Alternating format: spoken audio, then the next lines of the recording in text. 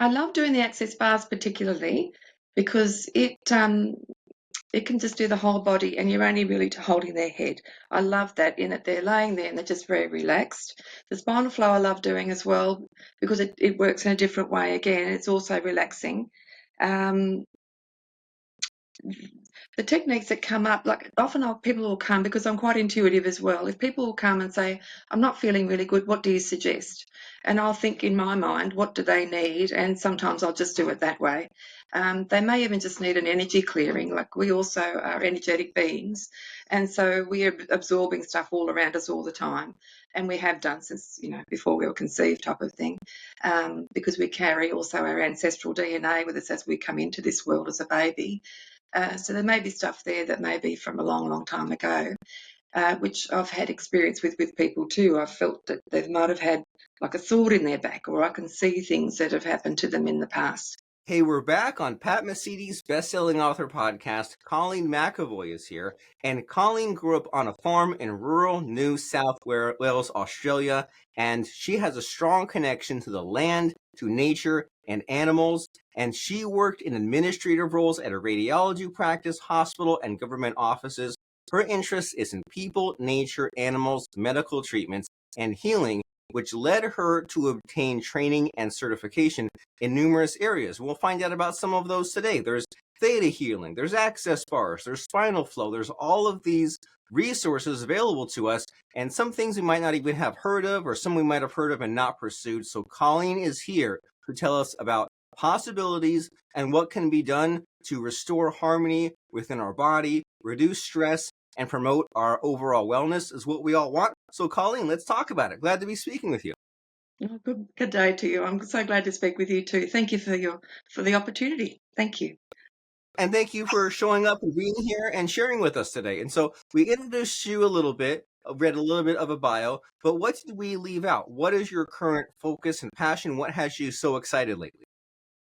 Well, as you go through life, you have lots of experiences, of course, and I was constantly being led to do natural therapy training because I love that environment. I love helping people naturally without any sort of pharmaceutical help and so forth, because I believe our bodies are geared up to be able to help heal themselves. And different modalities that I've learned actually help the body remind itself of how it may need to help a particular thing that might be blocked in the body. Because often, even from childhood, we will have things that have occurred to us, and the body will say, whoop, I don't know how to deal with it at the moment. I'll pop that aside and we'll just park it and we'll see if we can fix it up later. This is my simple understanding of what the body does. And but when you have a therapy whereby you can go in and help the body take time for itself and to highlight something that's not quite right in some particular area, it may relate energetically to something that you've parked for later on, which has actually resulted in some sort of symptom or disease in your body. So by having a natural therapy, that can actually bring that out in the body and help the body understand that's there and it's time to deal with it. And if you don't deal with it, it can actually grow and become more prevalent in your life and distract from having good health and happiness. And so having these modalities does highlight to the body what you can do to help heal it, where it might be stored. You may not even know. I mean, the body is so clever. It may just be stored somewhere quite unrelated to what you even think it may be, because the body is connected in all different ways. For example, the spine, in the modality with spinal flow that I do, every part of the body is aligned to the spine. The organs and so forth are all aligned along your spine, and there may be blockages on that spine that may relate to that part of the body. So as you do the spinal flow modality, for example, it can help the body, the brain say, oh, there's a block there. What's that all about? Okay, let's work on that.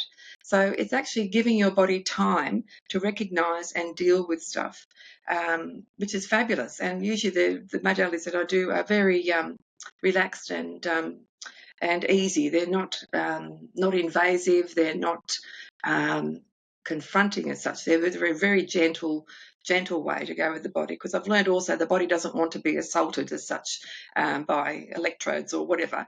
It likes to do things in a nice, gentle way. Even some of the things that we've had happen to us have come very gently. We haven't even noticed.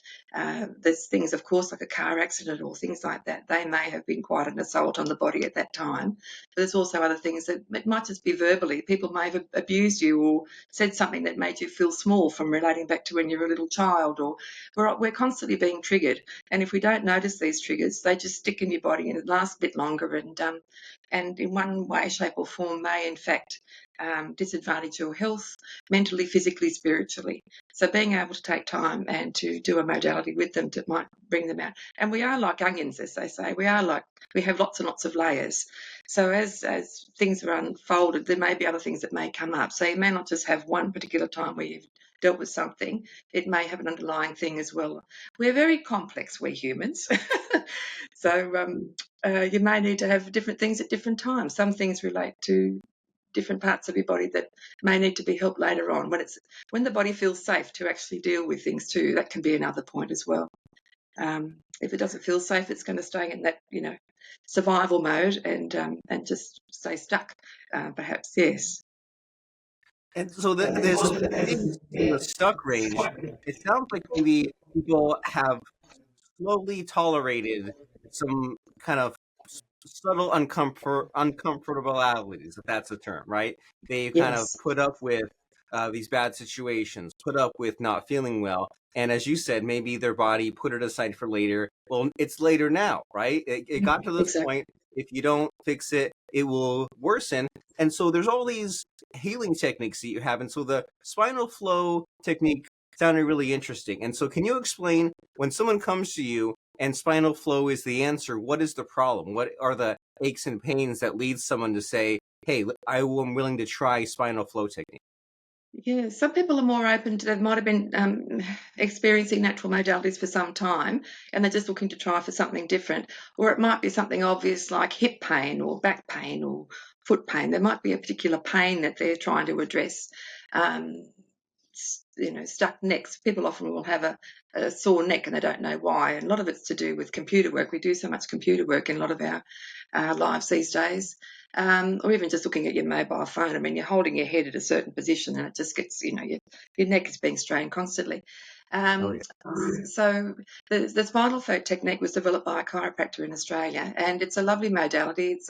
You're basically laying on the table fully clothed, which is what I like about my modalities as well. There's no stripping down, there's no getting bare. You still have as a client, you still have your protection of your clothing as such.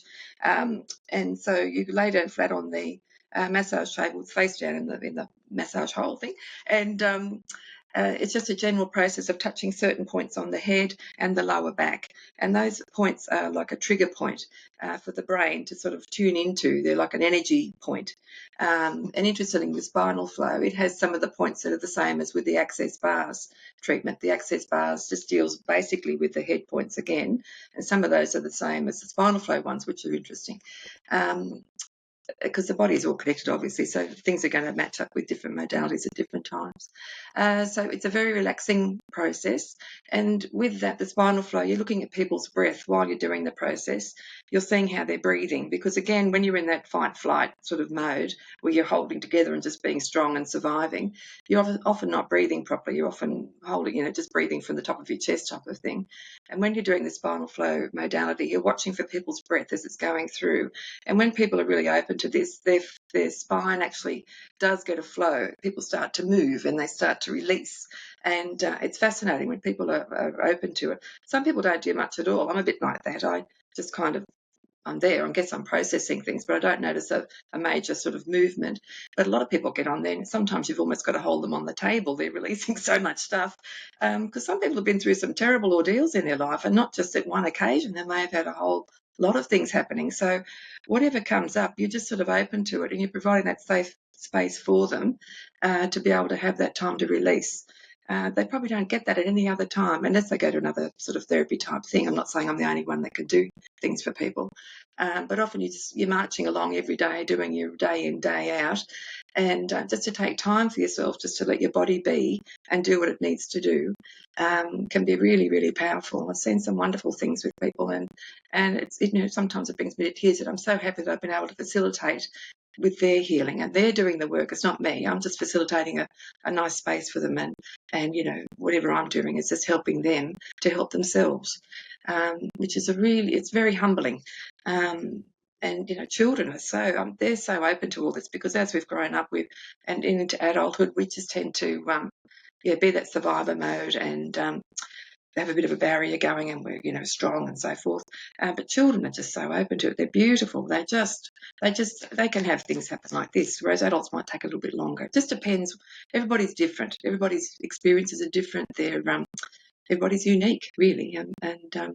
So one modality might help one person one day, and it might help not so much another person. But you don't even know sometimes what's being processed in the body, because the body might actually be doing the healing that you're not even aware of. Like it might be less obvious, but it's still doing something underneath. And even if I give people an hour or so of just peace and quiet and tranquility, for them to go away feeling, most people walk out, and I've really got to help them get grounded, because they are feeling quite, I feel really light, I'm feeling really like I've had a massage or whatever.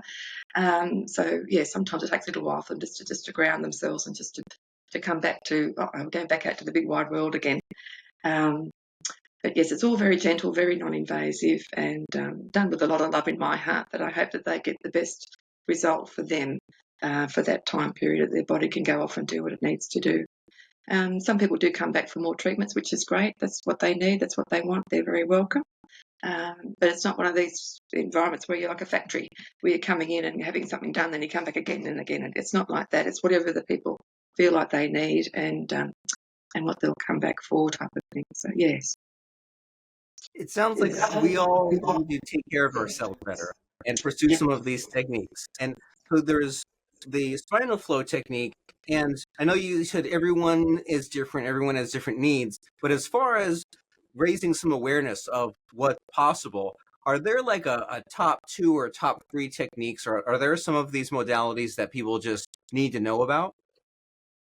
I love doing the access bars, particularly because it can just do the whole body, and you're only really holding their head. I love that, in that they're laying there and they're just very relaxed. The spinal flow I love doing as well, because it works in a different way again. It's also relaxing. Um, the techniques that come up, like often people will come, because I'm quite intuitive as well. If people will come and say, I'm not feeling really good, what do you suggest? And I'll think in my mind, what do they need? And sometimes I'll just do it that way. They may even just need an energy clearing. Like, we also are energetic beings, and so we are absorbing stuff all around us all the time, and we have done since before we were conceived, type of thing, because we carry also our ancestral DNA with us as we come into this world as a baby.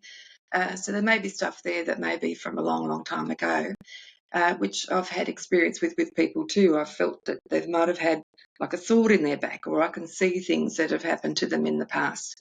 Sounds a bit out there, but it's just what comes to me. And I just relay to people, and they said, oh, yeah, I've had that pain in my back for so long. That's what, and it may have been they've been stabbed in, the Knights of the Round Table time. They might have been stabbed in the back with a sword, and they've carried that DNA through. So it just depends when the person comes. Sometimes they'll be, if they're a regular client or a friend or something, that they're more familiar with the modalities, they might say, oh, could you please do this today, or could you please do that? Otherwise, I might do it intuitively, and sometimes I might combine a couple of things to I might do an energy balance first and then go ahead and do the other modality. Every day is different. Every person is different every day. So, yes, it's a bit of a... it's not hard and fast as such, yes. Okay, so you have many different techniques at your disposal, and sometimes you'll say, hey, I'll use this combination of these techniques in this order to solve the problem. And Yes. now this has us thinking about you and your evolution and your personal journey, because you did not start out this way. So how did this lead to this being a business for you? How did you discover you had this? How did it sort of develop for you? I've always been interested in nature and natural therapies, and always it's just been in me. And I've used homeopathics for years, and I've found out later in life that my grandfather's family also used homeopathics. They came out from Prussia in 1840 or somewhere around there to Australia because of what was going on with the Lutheran people over in Prussia at the time. And nobody else in the family knew about the link of the homeopathy. I just started doing it, and then I found out about Granddad's family, and they don't. I thought, oh gosh, that's come out in me, and nobody else sort of knew about it, which fascinated me. There's been lots of things along the way that have led me to be wanting to do this. I've had this yearning for years, and I was stuck in the mainstream sort of office work just for income purposes at the time. I've got to go to work, I've got to earn family money for the family, and I was sort of doing the natural therapies on the side because I love them. I kept being drawn to different courses, and so now I just feel like I'm at the stage where I really need to be doing something for me that fills my heart up, and I can help other people. That's really important. So I'm pushing on with that now, and trying to, because the office environment has changed over the years as well. There's a lot more dog eat dog going on in the office environment, and it's not soul filling at all. You see people walking around with very sad faces, and they say, oh, and this, that, and the other. And I think, well, this is not the way. We're not meant to live our lives. We should be out there living fully and happily, because we're not here for a really long time. So we must do more to try and find more joy in our lives. Yeah. And this is what I'm doing, is trying to go forth and do more of this that I love doing, that it fills my heart as well as helping other people.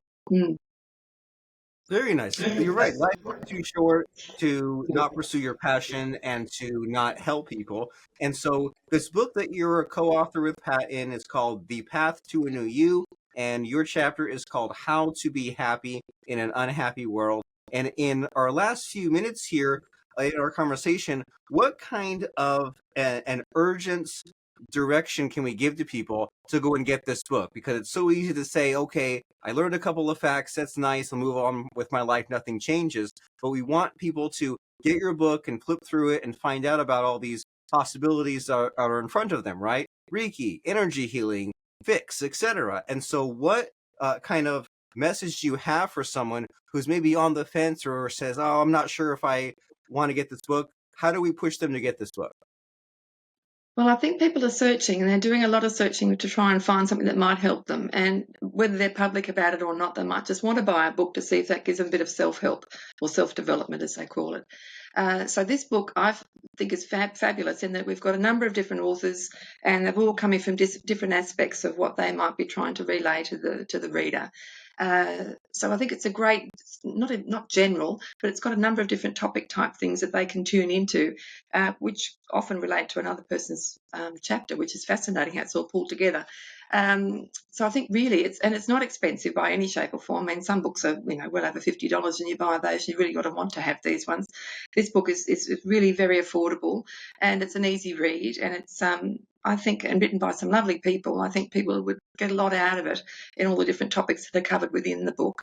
And, even if you just read one chapter at a time, you don't have to be doing one of these long novels where you've got to read the chapter and remember what you've read in that novel chapter to go to the next one. This one, as you pick it up, you can read an individual chapter if you wanted to, and just, take from that, maybe one a day, who knows.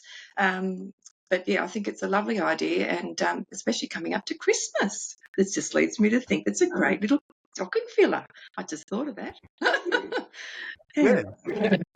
And the best part about that is someone opens up the book and you're the very first chapter. You're right there in the front talking about what to do if you have anxiety and depression, if it's unbearable, if you can't function. And so it's a great read, great to know that you're not stuck, you're not alone. You don't have to just keep on struggling, hoping it will get better. You can try these other avenues of dealing with your problems. And then you might finally free this baggage from childhood or past life or who knows what. And so as far as you in the future, what are you currently working on? What are you building towards? What's coming up for you?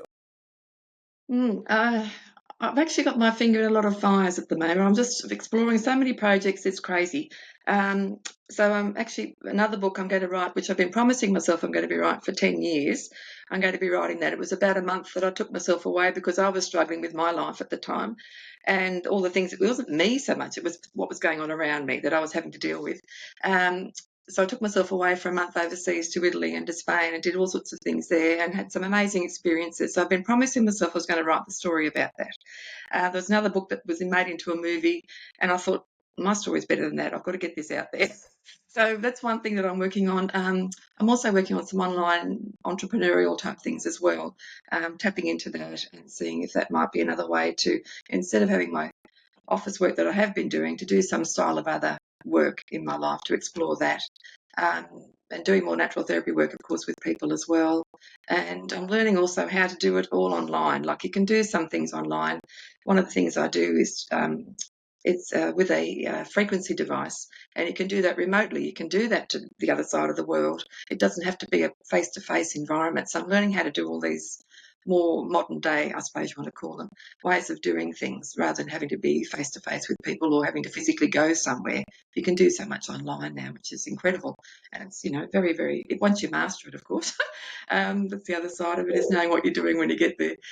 So that's what I'm exploring as well. So I've got lots of things going on in that regard. And sometimes I find it a little bit overwhelming, because I'm trying to work out what's the most important at this time and what I should be focusing on. And but that's all right. That's great for me too. It counteracts my procrastination, and I'm taking action every day doing something, which is really important, because, again, we're not here forever. So we've got to take action every day to try and achieve what our goals are. So that's kind of what I'm doing at the moment. Very exciting and very inspiring. Yeah, it is actually. Yeah. And it's not, and it's being brave enough to admit that that's what you're doing as well, because a lot of people slot you into a certain way and they think that you're that person. Well, you're not totally that person. You've got so many facets to your life that you don't always show people. Or you might show that to that person or those group or whatever. We're multifaceted in that regard as well. And so being able to explore all those possibilities and see there might be more fun things out there I don't even know about. I've tried skydiving and doing all sorts of things like that, but there may be other things I haven't even thought of yet. So, and the world is such a huge place with so many opportunities. It's a very exciting time, actually. I'm looking forward to letting things happen in some ways too. Sometimes you try and force stuff. You try and think, oh, this has got to happen this way or whatever. But like doing this book right now, that was a really left field thing for me to do right now, to be a co-author of a book. And here I am, and I'm doing it, and it's amazing. I'm very, very humbled and very grateful.